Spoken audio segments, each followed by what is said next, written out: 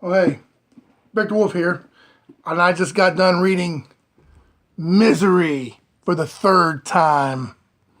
This one holds a very special place in my cold, cold heart because this was my very first King experience. There I was in the summer of 1992, looking over the racks of books at the local store. This title caught my eye. I read the back cover and I was like, oh yeah, this is what I gotta read. And read I did, gobbling it up as quickly as I could, as if it was the best work of fiction I'd ever read. And it was too, for a whole year, until I read it in The Stand. So currently, this is ranked number 3 in the King canon and has a rating of 9 out of 10. This winner, the very first Bram Stoker Award for novel in 1987, clocks in at a very scant 310 pages, so he doesn't mess around.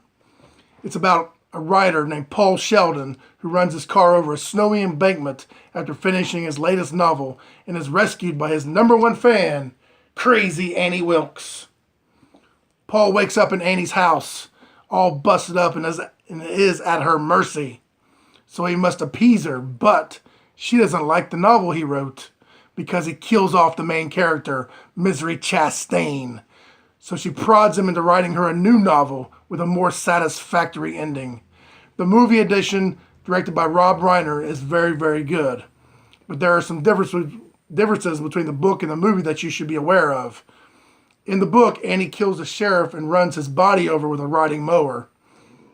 Also, the hobbling scene, Annie uses an axe, whereas in the movie she uses a sledgehammer. But I'm sure both are equally painful. The parts that should have been omitted in this book are the sections that Paul wrote inside the novel, a novel inside the novel. They were too long and drawn out. A few paragraphs here and there would have sufficed to show the missing letters of the typewriter. Also, Annie Wilkes does not even try to have sex with Paul Sheldon. What unattractive woman left with the man of her dreams all alone in her house would not try to take advantage of this? That part was unrealistic for me. The ending was very good. It was the only way it could have ended. And what makes this novel so terrifying is that everything that happens could actually happen. I've read this thing 3 times now and thoroughly enjoy it every single time. I enjoy it so much that it just enthralls me. It fills me up. It gets me hard. It makes me want to grab my own axe and go out and murder somebody. It's 2 a.m. right now, folks. And if you live close to me and you're out walking around, then I greatly pity you. It just goes to prove that your mother was right, that you shouldn't be out gallivanting around at 2 a.m.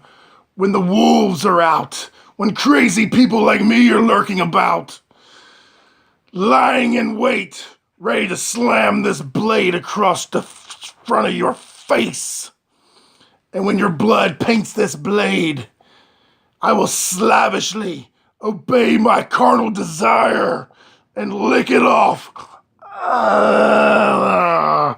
tasting your delectable blood.